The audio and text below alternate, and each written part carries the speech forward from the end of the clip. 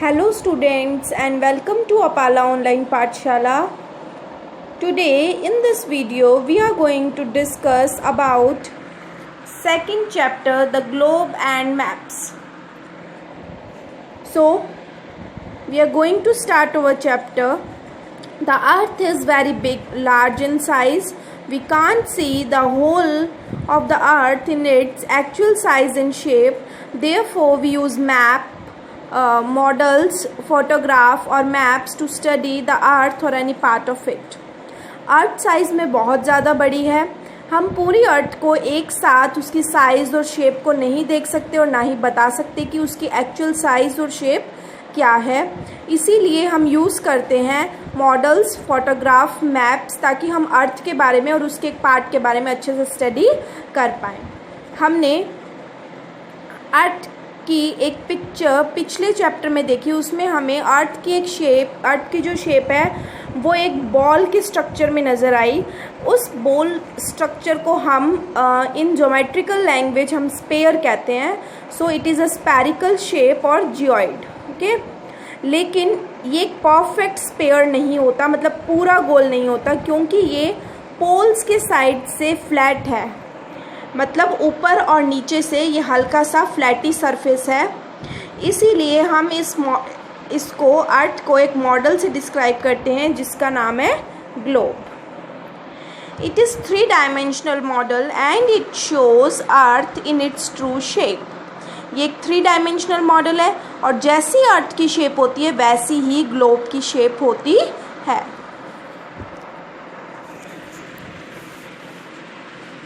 Globe में हमें clear idea मिल जाता है कि इक्वेटर कहाँ है, लैटिट्यूड्स, लॉन्गिट्यूड्स, हमें सब. अब आपको थोड़ा सा कंफ्यूजन आएगा कि मैम लैटिट्यूड और लॉन्गिट्यूड्स क्या होते हैं. तो बेटा you can see here clearly that in this globe there are some lines, कुछ लेटी हुई लाइन्स है. अगर आप ध्यान से देखो तो जो लेटी हुई लाइन्स हैं जो ईस्ट से वेस्ट डायरेक्शन में जा रही है वो लैटिट्यूड्स है, और जो खड़ी हुई लाइन्स हैं वो लॉन्गिट्यूड्स हैं. ओके, तो ये ग्लोब हमें अर्थ की लैटिट्यूड्स और लॉन्गिट्यूड्स बहुत ही अच्छे से शो कर देता है. इस ग्लोब में अर्थ 4 पार्ट्स में 4 हेमिस्फीयर्स में डिवाइडेड है. नॉर्थर्न जो कि नॉर्थ डायरेक्शन में है, साउथर्न जो कि साउथ मतलब नीचे है, ईस्टर्न जो ईस्ट साइड में है, एंड वेस्टर्न जो वेस्ट साइड में है. Okay, shape and size of the continent and oceans are also shown accurately on the globe. हमारे as you all know that earth has 7 continents. तो जो continents हैं उनकी accurate size, shape हमें पता लग जाती है ग्लोब से. oceans की भी पता लग जाती है. कितना डिस्टेंस है उनके बीच में, किस डायरेक्शन में है, वो सब हमें ग्लोब इंफॉर्मेशन देता है. जैसा कि हम जानते हैं कि ग्लोब वो अर्थ का एकदम ट्रू शेप का मॉडल है. जैसी अर्थ की शेप है वैसी ग्लोब की शेप है. We have seen that globe is very useful to us. हमने देखा ग्लोब हमारे लिए बहुत ज़्यादा यूज़फुल है, लेकिन ग्लोब के यूज़ में बहुत सारी प्रॉब्लम्स भी आती है. पहली ये कि ग्लोब को हम हर जगह कैरी नहीं कर सकते, लेकिन वो प्रॉब्लम सॉल्व होके नई इन्वेंशन हुई है, फोल्डिंग ग्लोब्स आ गए हैं जो कि हम इजीली पॉकेट में कैरी कर सकते हैं. And whenever we need them we can, हम उसमें हवा भर सकते हैं. जैसे हम बलून को यूज़ करते हैं उसी तरीके से वो फोल्डिंग ग्लोब्स भी यूज़ हो जाते हैं. One cannot see the entire surface of the earth at a glance of the globe. एक साथ में ग्लोब पर पूरी अर्थ नहीं देख सकते, ना ही हमें उनके बारे में डिटेल इन्फॉर्मेशन मिलती है कि वहाँ पर लैंडफॉर्म कैसी है, कौन सी रोड कहाँ से कहाँ तक जा रही है, रेलवे, टाउन, विलेजेस, ये सब बातें हमें ग्लोब पूरी इन्फॉर्मेशन नहीं दे सकता. ऐसी डिटेल्स के लिए, ऐसी इन्फॉर्मेशन के लिए हम यूज़ करते हैं maps. So our next topic is maps. A map is a flat, symbolic representation of the earth or a part of the earth's surface drawn according to a scale. Map है वो flat और symbolic representation है अर्थ की और एक earth surface की, जो scale के अकॉर्डिंग हम ड्रॉ करते हैं. अब आप सोचोगे मैम स्केल वही जो हम अपनी ज्योमेट्री बॉक्स में लेते हैं. नहीं बेटा, स्केल का मतलब है जितना डिस्टेंस हम मतलब जितना डिस्टेंस दो जगहों के बीच में, दो प्लेसेस के बीच में होता है, उसी डिस्टेंस को अपने सेंटीमीटर्स में कन्वर्ट करना और देन उसको उसी अकॉर्डिंग शो करना। मतलब एक्चुअल डिस्टेंस और मैप में जो डिस्टेंस शो हुआ है उन दोनों के बीच के रेशियो को क्या बोलते हैं? स्केल बोलते हैं। For example, if we take the distance between Nohar and Bhukarka is 10 kilometres. अगर हमें इसे मैप में शो करना है तो क्या हम 10 किलोमीटर लंबा मैप लेंगे? नहीं, हम उस 10 किलोमीटर को 1 सेंटीमीटर से शो करेंगे और साइड में मैप में ऊपर लिख देंगे कि here 1 centimetre means 10 kilometres. Okay,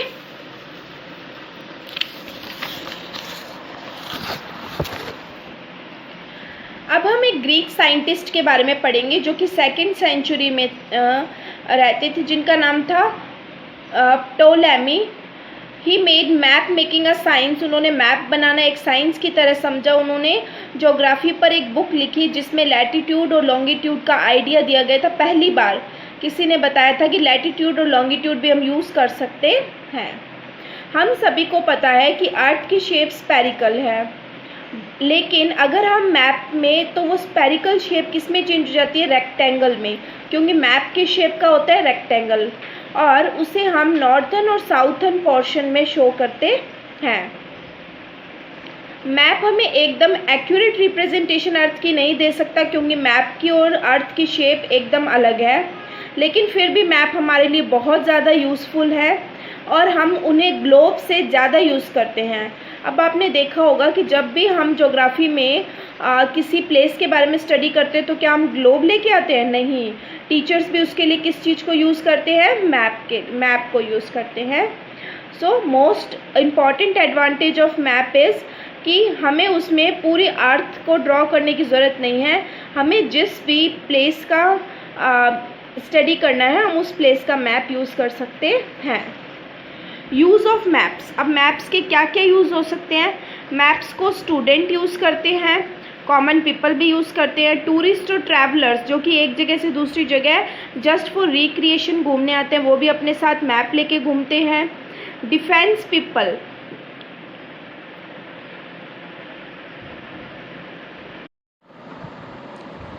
maps बहुत ज़्यादा ज़रूरी हैं प्लानिंग करने के लिए और अटैक करने के लिए। अब प्लानिंग करना एंड अटैक करना डिफेंस में means, as you all know that in borders, जहाँ पे इंडिया पाकिस्तान का बॉर्डर है, इंडिया चाइना का बॉर्डर है, और कंट्रीज़ के साथ जहाँ पे बॉर्डर टच होते हैं वहाँ पे जनरली अटैक होते रहते हैं। तो उन अटैक से कैसे बचना है, उन पर वापस अटैक कैसे करना है, इन सब की प्लानिंग के लिए भी मैप्स बहुत ज़्यादा इम्पॉर्टेंट है।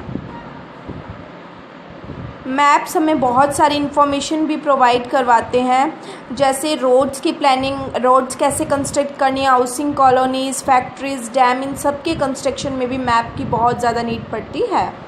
Types of map. मैप्स कितने टाइप के होते हैं? 3 टाइप्स के। फर्स्ट इज़ पॉलिटिकल, वो मैप्स जो कि हमें हमारी कंट्री, स्टेट्स के बाउंड्रीज़ और एरिया शो करें उसे पॉलिटिकल मैप कहते हैं। वो मैप्स जो कि फ़िज़िकल फीचर्स शो करें, जैसे कहाँ माउंटेन है, कहाँ ओशियन है, कहाँ प्लेन्स, प्लेट्यूज़ हैं, ये सब जो मैप शो करता है वो है physical maps. Next is thematic map. These are the maps that represent particular features. जैसे अगर हमें वेदर के बारे में स्टडी करना है तो उसी पर जो बेस्ड मैप होता है उसे थीमेटिक मैप कहते हैं, या फिर फॉरेस्ट डिस्ट्रीब्यूशन के अकॉर्डिंग है।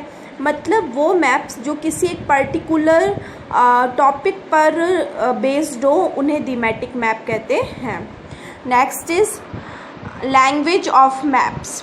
इसमें हम कम से कम 5 to 6 टर्म्स ऐसी पढ़ेंगे जो पूरी तरीके से मैप से रिलेटेड है और जो मैप की लैंग्वेज है। First is title. Title map किस टॉपिक पर बेस्ड है या रीडर उस मैप को पढ़ने के बाद किस टॉपिक से रिलेटेड इन्फॉर्मेशन ले पाएगा उसे टाइटल बोला जाता है। Next is direction. So students, we all know that there are 4 cardinal directions. First is north, south, east and west. You can see here this arrow shows north, This arrow shows south, this one is east, and this one is west. But there are 4 more directions.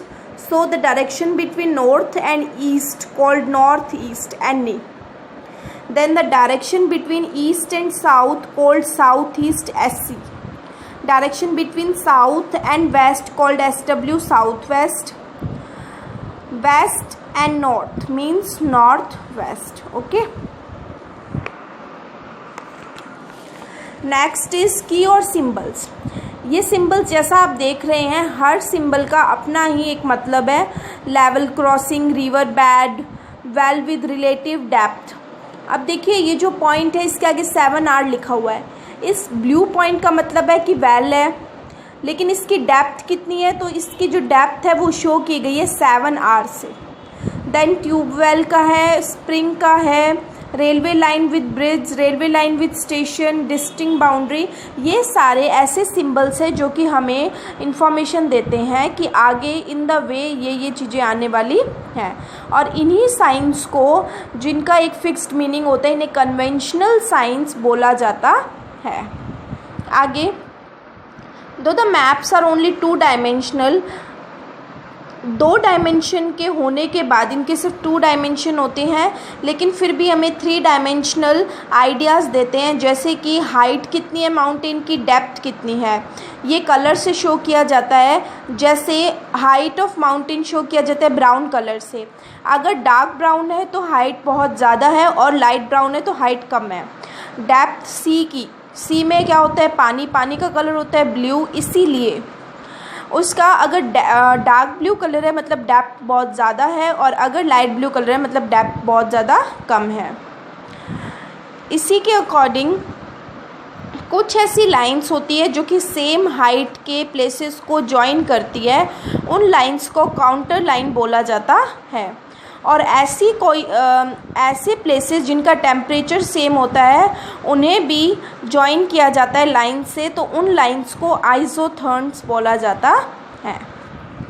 Again I am repeating this. ऐसे places जिनकी height same हो उन्हें जिन line से join किया जाता है उन्हें counter line बोला जाता है. और ऐसे प्लेसेस जिनका टेम्परेचर सेम हो उन्हें भी लाइन से जॉइन किया जाता है, और उन लाइंस को आइसोथर्म्स बोला जाता है. Next is distance and scale. Maps are drawing which reduce the entire world. Map एक ऐसी ड्राइंग है जिसमें पूरे वर्ल्ड को एक शीट और पेपर पे शो किया जा सकता है. इसमें स्केल का यूज़ किया जाता है, जैसे कि इस अकॉर्डिंग यूज़ करना कि जो एक्चुअल डिस्टेंस है 2 प्लेसेस के बीच में वो इन द स्केल हम शो कर सकें, इन सेंटीमीटर्स हम शो कर सकें. Let us take a example here, but before that we will discuss its definition. Scale is the ratio between the actual distance on the ground and the distance shown on the map. So distance on the map upon में distance on the ground. देखिए अब 10 kilometre का जो distance है उसे ये show करते हैं 2 सेंटीमीटर से. So 2 upon में 10 and the ratio will be 1:5. So the scale will be 1 centimeter is equals to 5 kilometers. Okay. अगर ये स्केल हो तो हम इजीली 2 प्लेसेस के बीच में जो डिस्टेंस है उसको इजीली कैलकुलेट कर सकते हैं. फॉर एग्ज़ाम्पल कई बार ऐसा होता है कि स्केल बहुत ज़्यादा बड़ा लिया जाता है. जैसे अगर हम कॉन्टिनेंट्स का मैप देखें तो उनके बीच में डिस्टेंस होता है 500 किलोमीटर का. For example Antarctica and Africa के बीच में डिस्टेंस है 500 किलोमीटर का, लेकिन मैप में उन्हें सिर्फ 5 सेंटीमीटर के डिस्टेंस से शो किया गया है. तो ज़्यादा डिस्टेंस को कम स्केल पर शो करना स्मॉल स्केल मैप बोला जाता है. और यहीं अगर हम किसी टाउन या विलेज का मैप तैयार कर रहे हैं तो उसे हम 500 मीटर की दूरी कोई 5 सेंटीमीटर से शो करेंगे तो उसे लार्ज स्केल मैप बोला जाता है.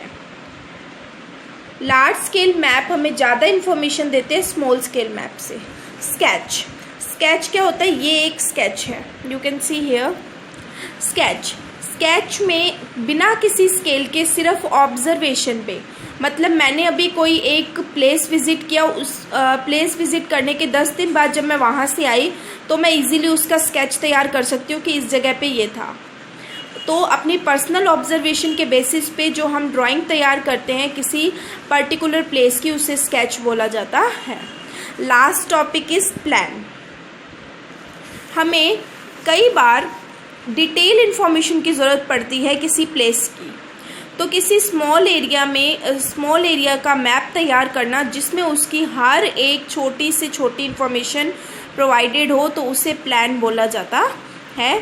इसमें भी एक्चुअल मेजरमेंट्स यूज़ की जाती है और इसे आर्किटेक्ट तैयार करते हैं। You can understand the four of this by this simple definitions, so this is the most important, please read it also. So guys, here we are going to end this video. Thank you so much for watching this video.